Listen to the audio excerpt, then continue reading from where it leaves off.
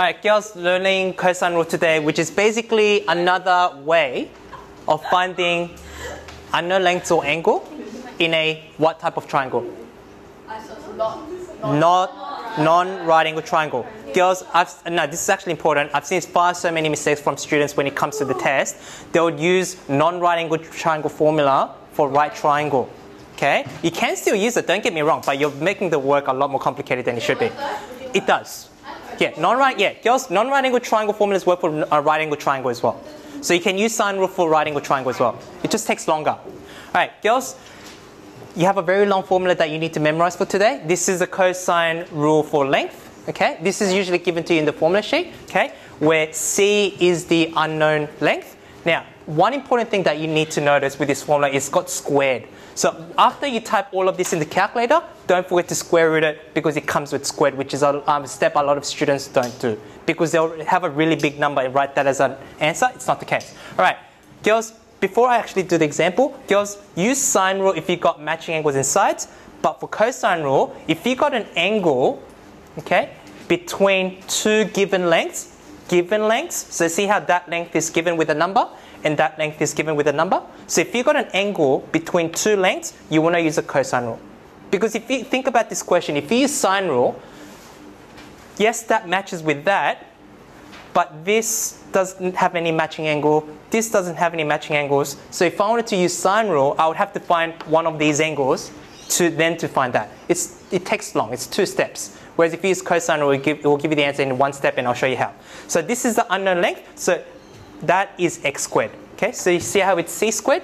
Now it's x squared. Now, the next part of the formula is a squared plus b squared. It doesn't matter if you write that first or that first, okay? But in this case, I'm going to write 2.1 squared plus 3.9 squared. Okay, take away 2ab, that's 2 times the numbers, 2.1 times 3.9 times cos c is cosine of the middle angle 50. Okay, so you need to put all of this in the calculator and after that make sure you square root the answer you get. Right, and that will get you x. So if I quickly do that, that's it's 3.02. Oh, you forgot to square root it. Yeah, see? Yeah, so don't forget to square root it. Girls, let's have a look at question 5, which is a bearing question where we're going to look at bearings with non-right angle triangle. A yacht sails from X to Y on a bearing of 130. You see the word bearing, you draw a compass. Okay? Yes. So, once you've drawn the compass, you now want to draw the angle of 130 because that's what it says. So 130 is about there. So let's say that's 130. And from there, remember, you just draw a line. Okay? So a yacht sails from X. So that means that's where it starts, from X to Y. So this is where Y is now. Does that make sense so far? Okay? For 4.2 kilometers. So that means this line is 4.2 kilometers. I won't write the units.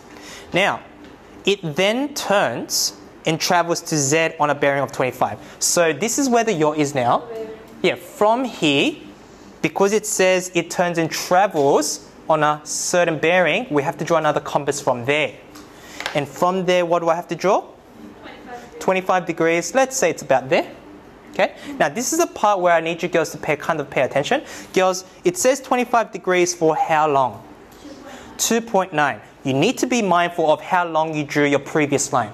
If you drew 4.2 kilometers that long, for 2.9, you definitely want to draw a line shorter than that with that angle. So make an estimate. It's about there. Okay? But you obviously don't want to draw it like this. Okay? And there's a reason why. Okay? So let's stop about there. And let's say that's 2.9. Okay?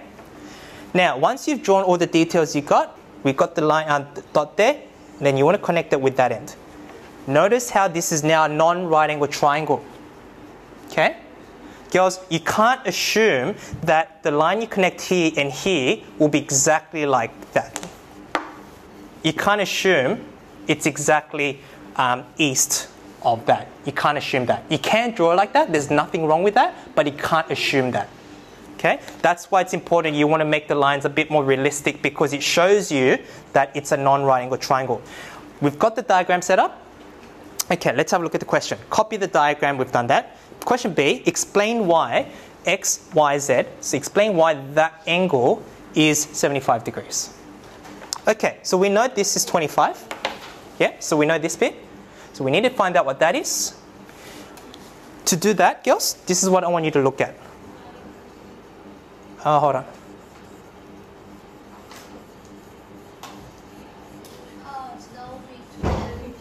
Can you see that? Yeah. What's that?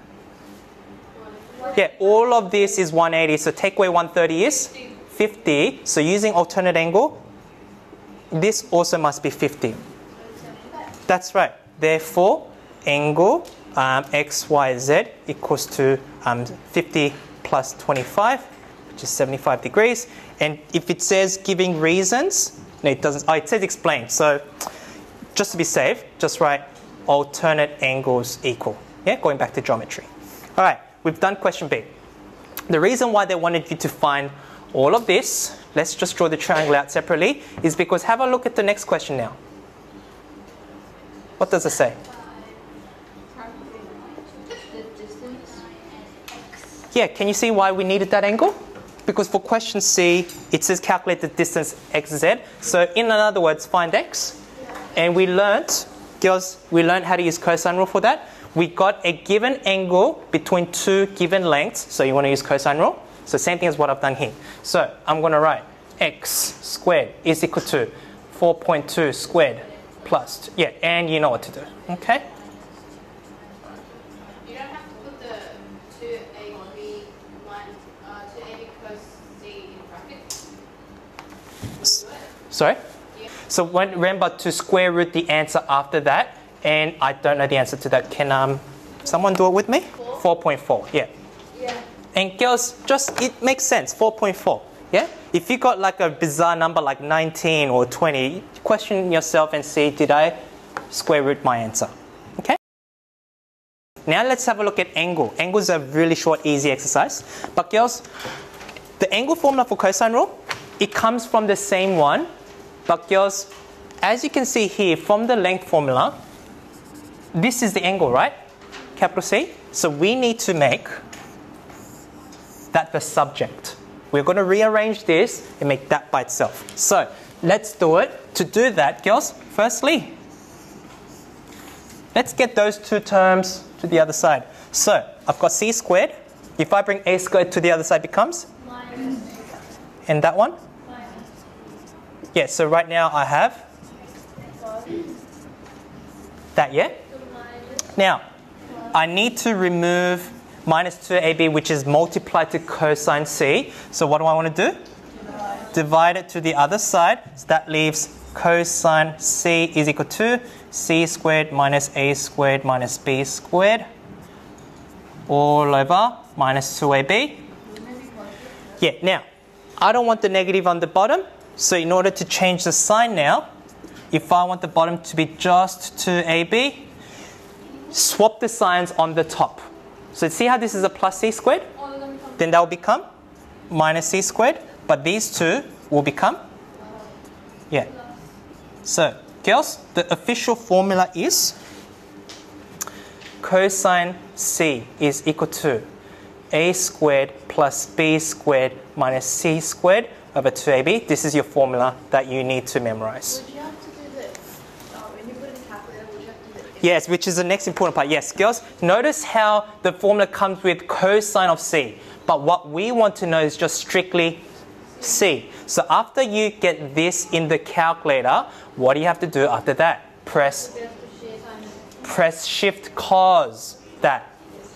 Yeah, don't forget to put that in the calculator or else you'll get it wrong. Now let's apply this to that problem over there. That's an early... Shift cos the answer of that, right? Yes. Girls, very simple example. Okay, so let's write it. We're looking for theta. So in your formula, you're going to write cos theta. Okay. The only thing you need to be mindful of, girls, the number c is the one opposite to that. So start by writing these two numbers first. What does it say in the formula? A squared plus B squared. So in this case, 7 squared plus 8 squared. Obviously, it doesn't matter if I write 8 squared plus C squared. It doesn't matter which order you write those two. But the one at the end, this one matters. So that's the one you take away at the end. Okay? And then at the bottom is just 2 times A times B. That's just 2 times 7 times A.